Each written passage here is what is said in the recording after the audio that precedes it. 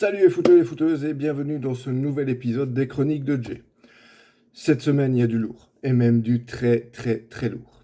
Et pour ceux qui n'en ont pas encore entendu parler, je vais essayer de vous le teaser un peu. Vous avez aimé Dallas?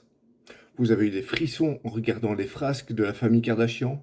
Vous allez adorer la nouvelle série de l'année, Crime et maraboutage chez les Pogba. Posons les bases d'abord. Chez les Pogba, on compte 3 frères. Florentin et Mathias, les jumeaux, et Paul, l'ancien joueur devenu influenceuse et modèle de coupe de cheveux pour Instagram. Et l'affaire qui nous intéresse concerne Mathias et Paul. Premier épisode, un message mystérieux de Mathias sur les réseaux sociaux, dans lequel il annonce des révélations à venir sur son frère Paul en affirmant qu'il n'est pas digne de confiance et que ça va être explosif. Deuxième épisode, Paul répond par le biais de ses avocats qu'il n'est pas surpris, qu'il a déjà eu des menaces, des tentatives d'extorsion, de pièges avec des hommes armés, parmi lesquels il aurait reconnu des amis d'enfance et son frère Mathias. Et alors, hier soir, le 3e épisode est sorti.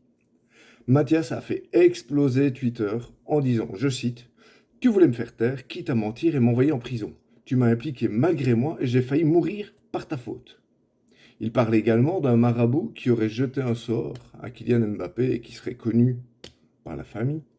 Bon, après, le sort, si c'est pour qu'il perde son talent footballistique, c'est complètement raté, hein, les gars.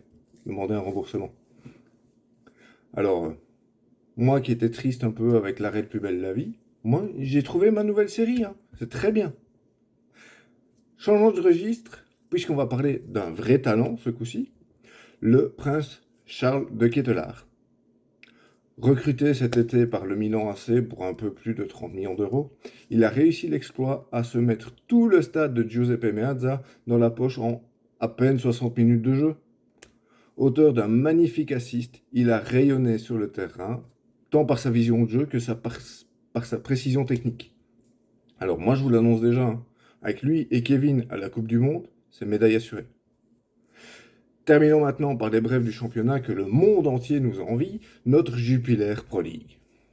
Et le premier coach viré de la saison est connu puisqu'il s'agit de Karim Bellossine, l'entraîneur français de Courtrai, licencié suite à la défaite face au Standard, malgré tous les efforts de Renaud Aymon pour ne pas marquer. Bon, habituel, hein. Parlons aussi du retour chahuté de Felice Mazzu à l'Union Saint-Gilloise, puisque les mauvais blancs ont été défaits 2-1. Les lendemains européens sont toujours aussi compliqués pour les Anderlechtois. Et à l'inverse, Bruges et Genk continuent leur marche en avant, avec 19 buts déjà marqués en 6 matchs pour Genk, suivi de très près par l'Antwerp qui réalise un très très beau 15/15. Et enfin, mon score du week-end, la victoire des Reds de Liverpool 9-0 face à Bournemouth. Désolé pour l'accent. Il semblerait que le remontage de bretelles de Jürgen Klopp, suite à la défaite face à Manchester United, ait très bien fonctionné. Reste à voir pour combien de temps. Il ne me reste plus qu'à vous souhaiter une bonne semaine et à la prochaine pour une nouvelle chronique. Ciao les amis!